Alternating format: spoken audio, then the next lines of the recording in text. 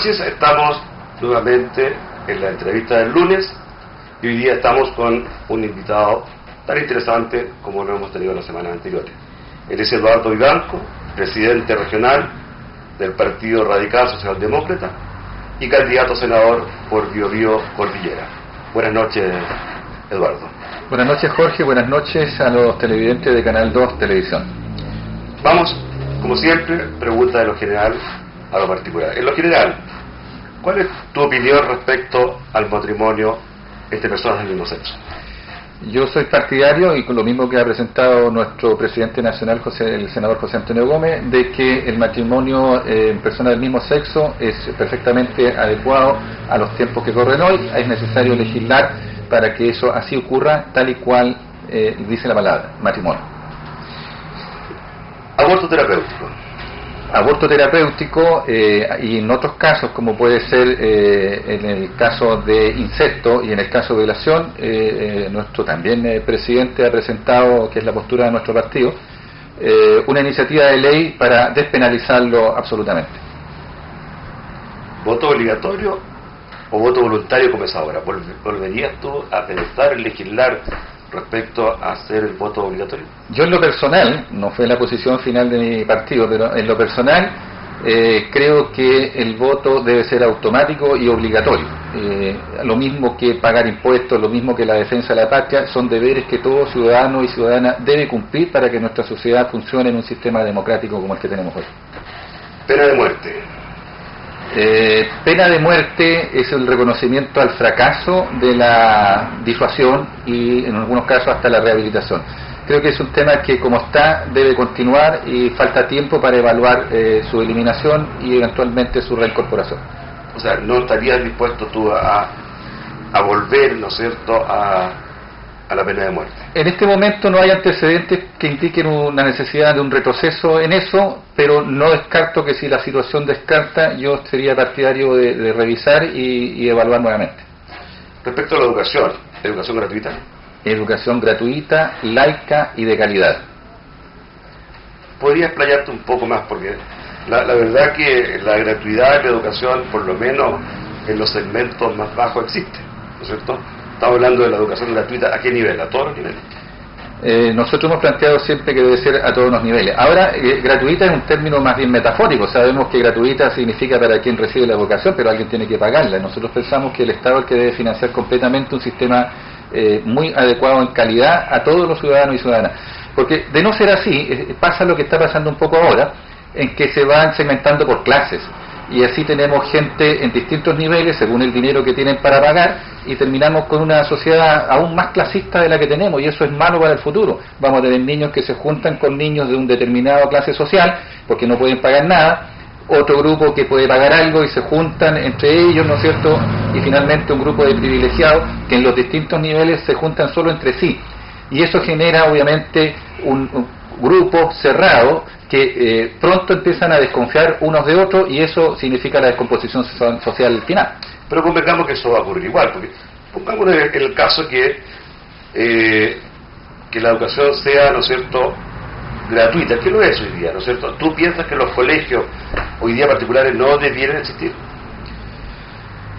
Yo creo que deben existir. Lo que no creemos nosotros es que los recursos del Estado deben estar para financiar la administración o tenencia de locales establecimientos educacionales. Eso es lo que nosotros estamos en desacuerdo. La educación privada siempre ha existido en Chile, pero siempre ha existido específicamente para una elite bastante pequeña. Hoy día no es tan así. Ya al menos hay 3 grupos sociales segmentados, que es el producto que nos está entregando esta educación clasificada según capacidad de pago. Pero mira, lo convengamos, ¿no es cierto?, que en el caso, ¿no es cierto?, de que... Porque lo que está detrás de lo que tú dices es terminar con los colegios subvencionados, ¿no es cierto?, y que el Estado se haga cargo de la educación. Es eso, ¿no es cierto? Eso es, en buenas términos. Ahora bien, los colegios particulares no subvencionados van a seguir existiendo, ¿no es cierto? Por cuanto, de modo que la gente con más dinero va a seguir yendo a su colegio y va a seguir teniendo ese tipo de relaciones, ¿no es cierto? Porque yo creo que el tema, fíjate, y te lo pregunto también, está mal planteado, porque la verdad que el problema recae sobre las brechas socioeconómicas, más que qué tipo de educación tú entregues.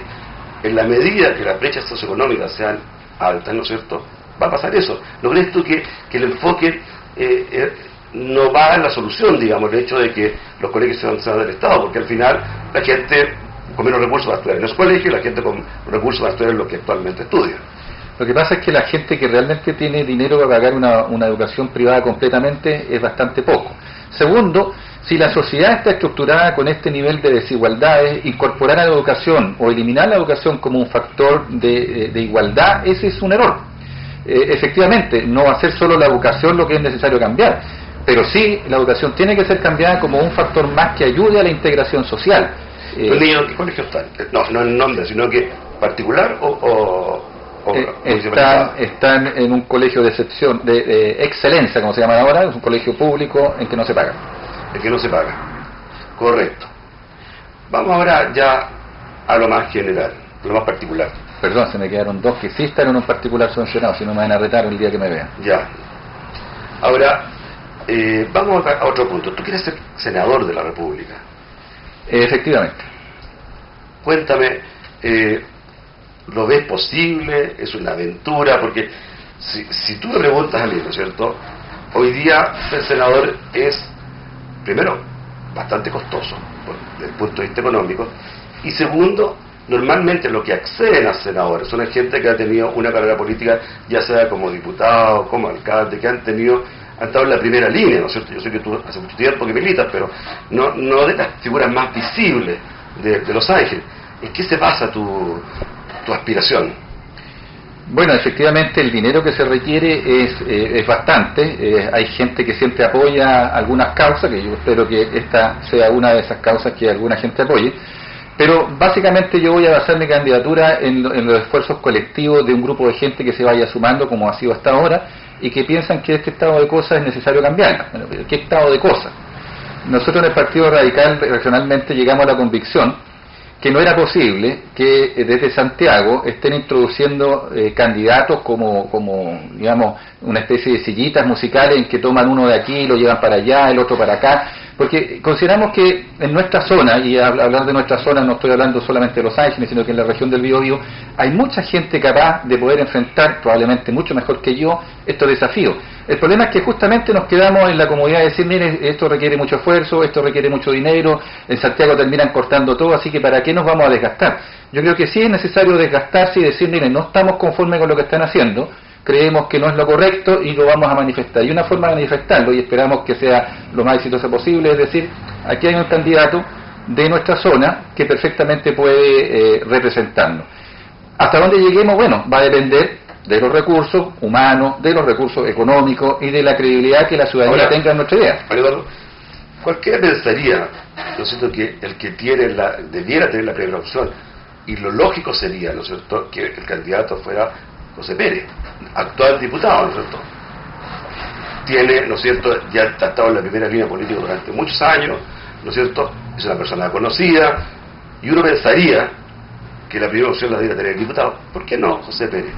Es una opción real y concreta. De hecho, el Consejo Regional nos tiene ambos, digamos, en el caso mío, ya aceptado como candidato, y en el caso del diputado Pérez, la puerta abierta a ver si en algún momento decide ser candidato a senador.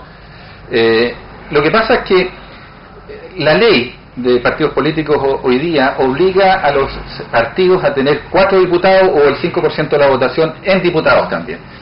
Él argumentó junto con una serie de militantes de mi partido en el último Consejo General en Santiago el 2 de marzo que era necesario que los diputados en ejercicio no se sometieran a un proceso democrático y participativo para asegurar, entre comillas, la opción de diputado.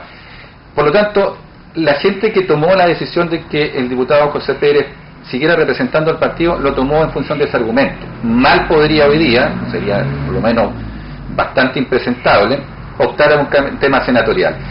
Si el tema senatorial hubiera sido el norte permanente, yo creo, del diputado Pérez, lo hubiera tomado con anticipación y se hubiera producido el relevo entonces del candidato a diputado, la cosa que no se hizo. Estamos hablando de un tema de sobrevivencia.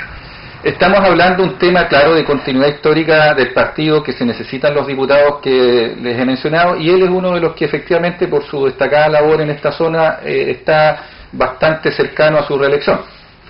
Ahora, Lo que tú me acabas de decir significa que el Partido Radical Socialdemócrata está en una situación bastante crítica. Desde el punto de vista electoral, o sea, de la cantidad de votantes, porque, digamos, si el problema es alcanzar o no alcanzar el 5% de la diputación, ¿no es cierto?, significa que van cuesta abajo en la rodada. Yo creo que vamos de vuelta, vamos en el rebote, vamos hacia arriba, pero no somos el único partido que un sistema legislativo, más que legislativo, un sistema de partidos políticos como el que tenemos hoy hace bastante difícil la sobrevivencia. El Partido Comunista tuvo que incorporarse a la concertación para obtener también los diputados necesarios para su continuidad histórica. Hay otros partidos de reciente formación que es probable que tengan que refundarse. Entonces, los partidos pequeños, como el Partido Radical, obviamente están enmarcados en una ley que lo que hace es favorecer a los grandes partidos. Y en ese escenario, obviamente que hay ciertas situaciones complejas que se tienen que resolver. Yo era partidario, de todas formas, de hacer un proceso de primaria, hacer un proceso más integrador al interior y al exterior del partido, posición que no fue acogida por el Consejo General, quien optó por asegurar lo que tenía. Yo creo que no era un buen camino y sigo sosteniendo. Ahora, vamos al tema de los militantes. El tener pocos militantes, a uno lo hace suponer, ¿no es cierto?, que ustedes interpretan poco la ciudadanía. A ver, son problemas distintos. Un problema es la militancia y otro problema es la votación popular. Los partidos políticos en términos generales tienen una militancia muy similar en términos numéricos. No se duplican ni menos se triplican unos a otros, desde el más pequeño al más grande. Cosa distinta es cuando se presenta ante la sociedad. Ahí la votación de los ciudadanos, ¿no es cierto?, toma otros factores que no necesariamente la militancia. Vamos a eso. De todas maneras, los militantes son menos que otros partidos, ¿cierto? No tanto, no, yo diría que de noto no somos menos que la mayoría de los partidos. No es así. Pero vamos a la ciudadanía. ¿Por qué no representan a un número mayor? Porque en el fondo la ciudadanía es la que escoge, la que elige, ¿no es cierto? Y si a ustedes no lo escogen suficientemente, es porque nos están representando adecuadamente. ¿Qué pasa con eso? Mira, eso es una cosa parcialmente real. Primero porque durante todo el periodo democrático de la concertación, durante los primeros años, se usó la nefasta tesis del que tiene mantiene, que pudo tener algún sentido al principio, pero después no. De manera que los primeros resultados, inmediatamente después de la vuelta a la democracia, un poco encasillaron los espacios de participación. Y después, yo te recuerdo que muchas elecciones concejales, por ejemplo, el Partido Radical no podía llevar candidatos en muchísimas comunas, por lo tanto malamente podíamos tener un porcentaje mayor. Recién cuando se abre a dos listas y se abre más espacio de participación, se empieza a producir el repunte del Partido Radical y efectivamente aparecer gente más nueva, gente joven, gente distinta, representando al partido, y eso ha significado un rebrote que nos lleva hoy día también a tener candidato presidencial. Eso es producto de un esfuerzo que va a demorar su tiempo. Pero digamos que el candidato presidencial va a ser un salvo a la bandera, ¿no? ¿Ustedes están conscientes de eso, no es cierto? Nosotros creemos que no. El candidato presidencial se mantiene porque hay ciertas ideas que a nosotros nos interesa que se plasmen en el futuro programa del gobierno. De acuerdo, pero en el fondo lo que ustedes están diciendo, aquí tenemos un candidato, nosotros va a haber que negociar más o menos con él, las ideas que nosotros tenemos, pero en rigor ustedes saben que saben que la posibilidad de que llegue, ¿no es cierto?, a ser candidato a la presidencia por la constitución son 0 o casi 0. Yo creo que no son 0 ni casi 0, ¿no es cierto? Tenemos una posibilidad, pero lo más importante en política es participar. No, pero no, de verdad. ¿En serio crees que tiene alguna posibilidad? Yo creo que tiene una posibilidad buena, probablemente de estar en el segundo lugar y quedar bastante expectado, y que aparte de los conceptos que nosotros queremos vertir en un programa de concertación, también se siga visualizando el partido, porque si no, los resultados que vamos a seguir obteniendo son los que tú has mencionado anteriormente. Ahora, ustedes están, de todas maneras, yo creo que en el fondo están todos cuadrados con la candidatura de la señora Michelle Bachelet. Yo estoy cuadrado con la candidatura de José Antonio Gómez, y espero que la mayoría de los militantes de mi partido, que yo creo que van a ser así, van a estar cuadrados con él, como también muchos ciudadanos que ven en José Antonio Gómez seriedad, ven también proyección y ven que efectivamente hay que ir preparando liderazgos nuevos. Mira, una cosa que la ciudadanía también reclama de los partidos es que en rigor no se diferencian mucho unos de otros. Digamos que los años 70, ¿no es cierto?, habían dos posturas claras. Una postura era liberal, ¿no es cierto?, y otra postura era marxista. Y cada uno se la jugó, ¿no es cierto?, en el grupo que le estaba más de acuerdo con su creencia. Digamos también que en esa época había también, como se dice ahora, un cierto relato épico. La gente creía y participaba y puso su corazón en cualquiera de los dos bandos, ¿cierto? Hoy día la gente siente que los partidos políticos no tienen una diferencia. Sienten, ¿no es cierto?, que entre un gobierno y otro tampoco hay mucha diferencia. ¿Ustedes en qué se diferencia? No solamente lo que ustedes creen, lo que la gente puede percibir que se diferencia. Bueno, efectivamente hoy día, y hace un tiempo ya, se ha puesto mucho énfasis en lo que muchos políticos llaman el equilibrio. Y el equilibrio, la justificación del equilibrio ha hecho hacer concesiones que van más allá de la posibilidad de avanzar. Nosotros nos hemos diferenciado, por lo menos la mayoría de nuestros parlamentarios, en votaciones a veces conflictivas que están en contra de lo que se ha establecido. Nosotros el problema que tenemos es más un problema de cómo logramos comunicar a los ciudadanos y ciudadanas que nuestra postura es distinta. En el tema educacional siempre hemos sido partidarios de la educación gratuita, de calidad, laica fundamentalmente. Hemos tenido diferencias en el proceso de privatización y la hemos sostenido. Ahora no hemos tenido la fuerza para imponerlo. Hagamos un pequeño alto, vamos a hacer un pequeño alto y volvemos enseguida con la entrevista del lunes.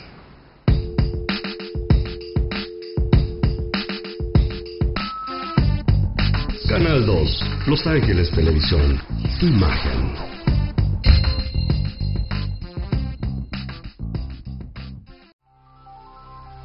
¿Sabía usted que en Los Ángeles tenemos uno de los más avanzados centros de diagnóstico de Chile? Centro Salud, con un nivel profesional y tecnológico reconocido por especialistas en todo el país. Nuestro Centro Salud constituye el más confiable servicio de diagnóstico para usted y los suyos. Su laboratorio, acreditado en calidad con norma ISO, Centro de Imagenología y Centro Médico, agrupa destacados profesionales que trabajan por su salud y la de su familia. Centro Salud. En salud no esperamos el futuro, lo construimos.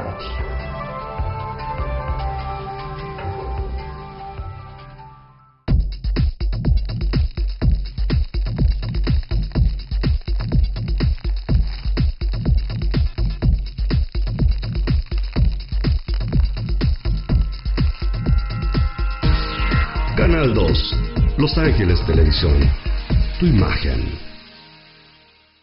Estamos de regreso con la entrevista del lunes con nuestro invitado Eduardo Vivanco. Él nos estaba explicando las diferencias, ¿no es cierto? Pero en rigor, hoy día está muy cruzado. Fíjate que las preguntas que yo lo que te decía en un comienzo, que tenían que ver con temas valóricos, que siempre digo, la verdad es que se cruzan. O sea, tú te encuentras con gente de derecha que piensa lo mismo que tú, y gente de izquierda o de centro izquierda que piensa totalmente distinto a ti, ¿te explicas? Entonces la gente dice, ¿dónde está la diferencia real? Sumado, ¿no es cierto? Eventualmente, a veces los políticos dan algunos, afortunadamente, que son pocos, pero son los que se ven en la tele, triste espectáculo, diciendo lo que sea, ¿no es cierto?, contar de aparecer en las pantallas.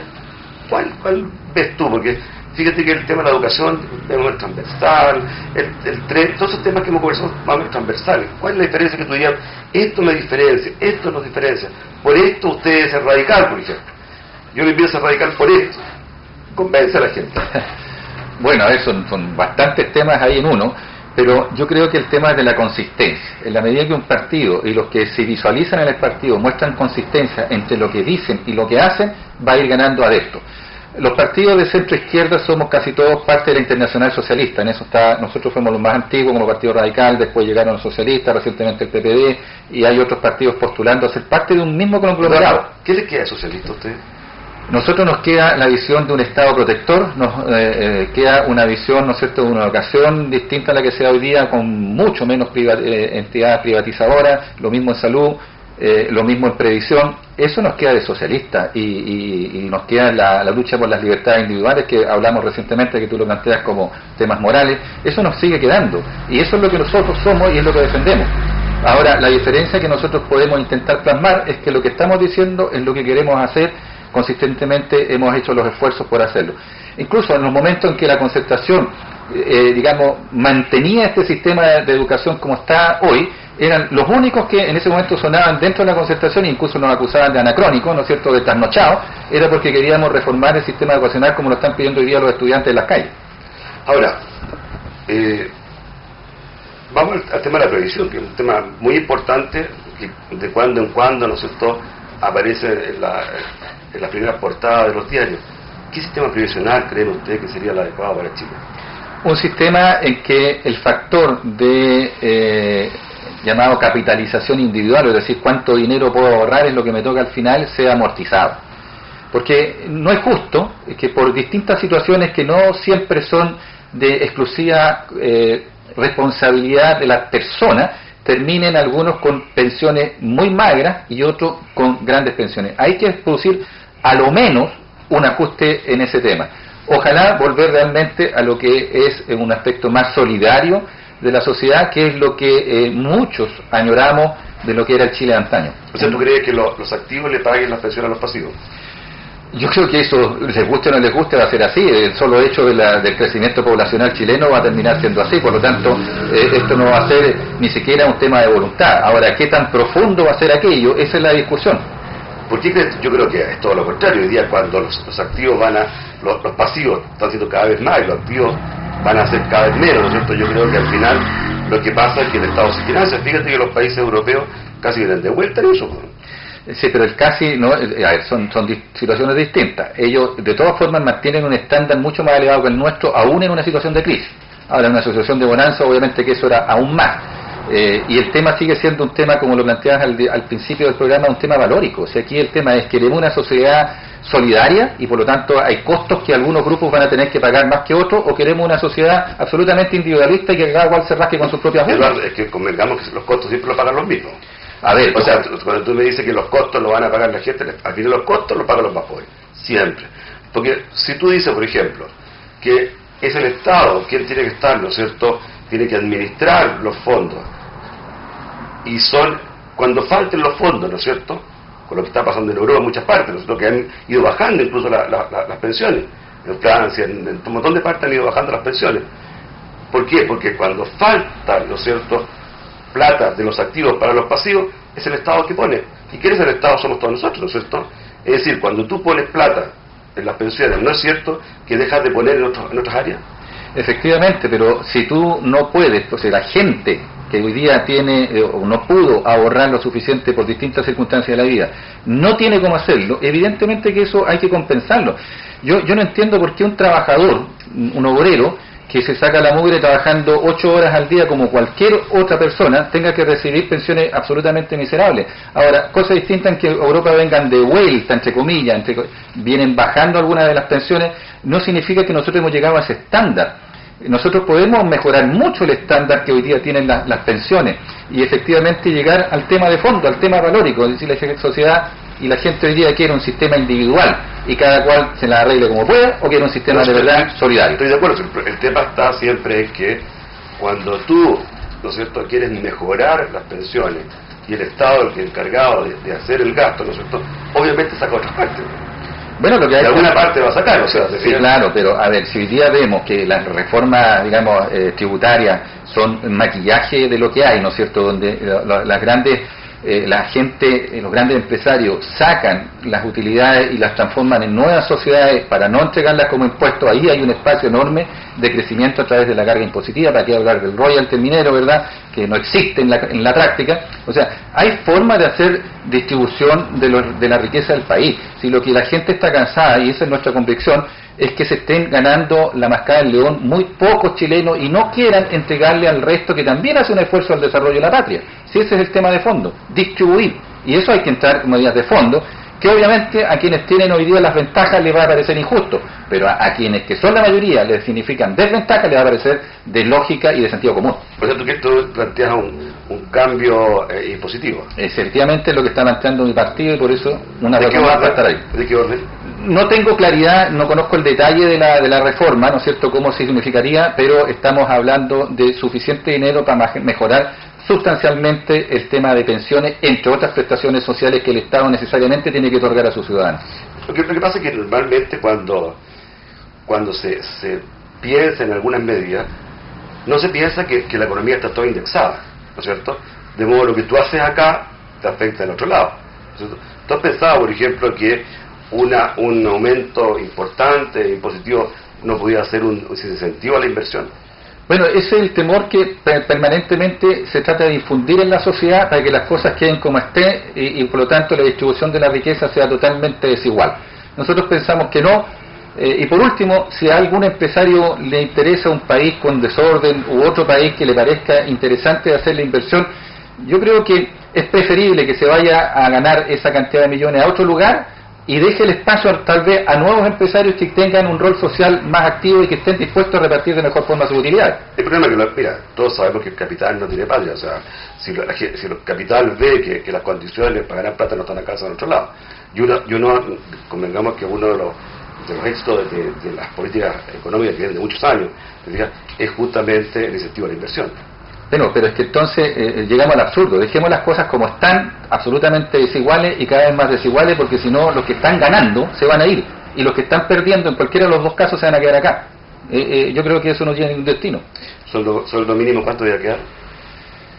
Yo creo que las condiciones de Chile, especialmente a través de la distribución de la riqueza como te planteaba, es posible subirlo bastante hasta el sueldo que en algún momento los obispos llamaron un sueldo ético. Estamos hablando, no sé, alrededor de los 250.000 pesos, y bajar la carga a las pequeñas empresas, medianas empresas, pequeñas y las microempresas a través de la disminución de sus impuestos, porque cuando hablamos de incremento de los impuestos no estamos hablando de un incremento del caballero del kiosco a la esquina ni de la pequeña empresa, estamos hablando de los grandes empresarios, no de los medianos, no de los pequeños, y a través de eso entonces producir la compensación que por un lado les aumenta la carga de sus pequeñas empresas a través del incremento del sueldo, pero por otro lado a través de la rebaja impositiva ellos pueden equilibrar y quedar con su actividad tanto igual o mejor, y ganarán los trabajadores que tendrán un mejor estándar de vida.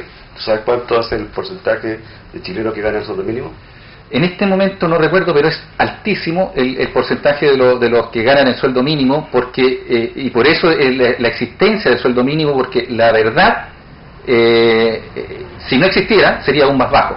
Hay pequeñas empresas, hay medianas empresas que efectivamente pagan más, pero no son todos, ni la mayoría. Pero te decir que es el 8%. Es el 8% el que tiene el sueldo mínimo. Ahora, generalmente se discute con el gobierno el tema del sueldo mínimo, pero no es el gobierno el que va a pagar el sueldo mínimo, son las empresas. Las empresas, y según tú, el 92% de las empresas paga más. Entonces la pregunta... yo te estoy diciendo obviamente, pues, si el 8% de los chilenos ganan, claro. No puede ser, es que no puede ser el 92% de las empresas, pues, hay que ver cómo está conformado. Ahora, la gran empresa, ¿tú sabes qué porcentaje paga el sueldo mínimo? No. El detalle de la cifra en este momento no las tengo. Pero espérate. Si el tema va por otro lado. Si hoy día la gente que representa a las grandes empresas en términos generales, y algunos empresarios o muchos empresarios en la derecha, ¿por qué defiende siempre, no ahora, sino que siempre, que no suba el sueldo mínimo? Bajo la justificación, ¿no es cierto?, que es una carga para las propias empresas. Si no fuera para una carga para las empresas, si el sueldo de verdad el que recibe la gente estuviera por sobre el sueldo mínimo, ¿cuál es el problema de subirlo? ¿Cuál es el problema de subirlo al estándar que hoy día tienen? Entonces, ¿cuál es el sentido de la discusión del sueldo mínimo? Si no fuera porque efectivamente, de una u otra forma, no se paga.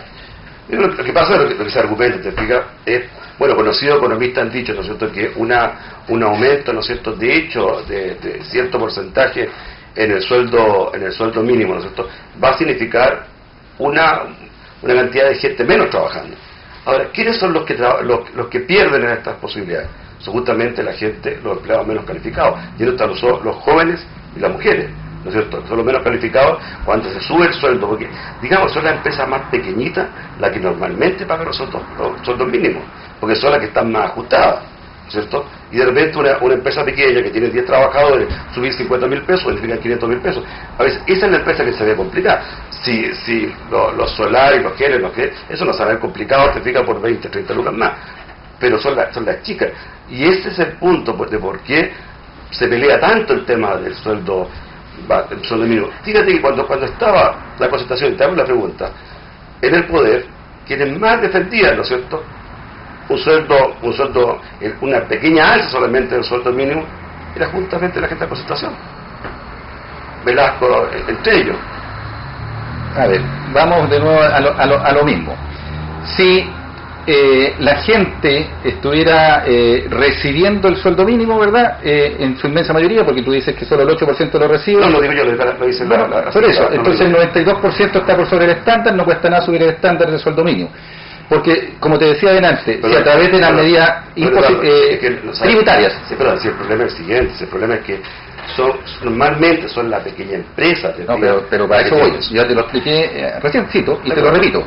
A través de la reforma tributaria se puede hacer la disminución del impuesto a la pequeña, mediana y la microempresa suficiente para subir el estándar de los trabajadores y recargarle la imposición tributaria a la gran empresa, que por lo demás dice, y yo creo que así debe ser, especialmente en algunas actividades muy lucrativas, están pagando muy por sobre el sueldo mínimo. Por lo tanto, no hay ninguna justificación para que las más pequeñas de las empresas, que son las que emplean a la mayor cantidad de gente, pueden efectivamente subir el sueldo mínimo si por otro lado su carga impositiva se les debe rebajar. Ellos como empresarios no deberían tener ninguna dificultad y ganan los trabajadores. Ahora bien, hace poco se dio una declaración de un empresario, Polman, que llamó mucho la atención, especialmente a los pequeños empresarios. Decía que es imposible pagar antes los 120 y 150 días a nuestros proveedores. ¿Tú lo encuentras correcto? Perdona que lo diga así en la Cámara, pero yo no encuentro una frescura. Bueno, yo creo que no hay ninguna razón para que las grandes empresas y muchos otros, incluso el Estado de Chile, pague a tiempo lo que tiene que pagar. Yo he planteado en varios foros y en varios lugares que así como se le exige de parte del Estado a los empresarios pequeños, medianos, que le prestan servicio al Estado, garantía para que ellos cumplan fielmente con sus responsabilidades, el Estado también debería tener una garantía cruzada para pagar, independientemente de su demora administrativa, a quien le corresponde en su momento. Yo creo que no hay ninguna justificación concreta, sino más que nada un tema de falta de voluntad real política, y aquí estamos ya en temas netamente políticos, de hacer cumplir la exigencia que deberían, ¿no es cierto?, que es quien compra el servicio lo pague efectivamente cuando recibe. Eduardo, la última pregunta, porque ya se me acaba el tiempo. Uno ve normalmente, y una de las cosas que te quiero preguntar, porque tú quieres entrar a la arena política ya como senador, ¿no es cierto? Sí. Y si eso ocurre, te va a tocar salir las capas diciendo cosas, que ya salen todo. Y una cosa que desconcierta a la gente, te lo decía a propósito del sueldo mínimo. Cuando gobierna un sector, ¿no es cierto?, todos los parlamentarios del sector decían, ¿no es cierto?, que suba más el sueldo mínimo. Y la Constitución decía, no se puede más, incluido el ministro Velasco. Y ministro anterior igual, ¿no es cierto? Ahora ya cambió la cosa, está al revés.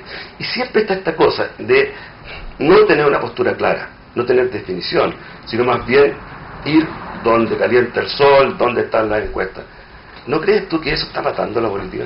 Absolutamente. El gran mal de la política es decir una cosa y hacer otra cosa, o según me conviene digo que quiero primaria, y si no me conviene mañana digo no quiero primaria. Eso está matando la política. ¿Estás enojado con el diputado?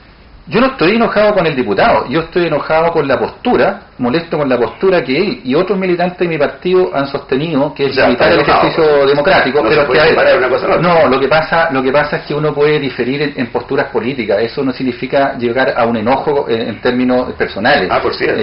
Yo simplemente estoy diciendo que la idea es lo que a mí me molesta. La idea está enojado con lo que hoy día representa.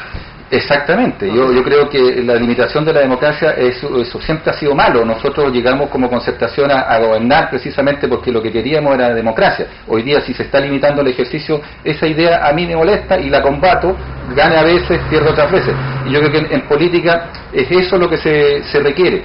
Yo en este momento estoy con la absoluta libertad de plantear lo que pienso, porque creo que es lo correcto, y creo que independientemente que logre los objetivos políticos, yo voy a seguir en esa lucha, y en todos los que estén en esa postura yo los voy a apoyar. Mira, 30 segundos para que abra tu electorado y diga, vote por mí, yo soy el hombre, dale.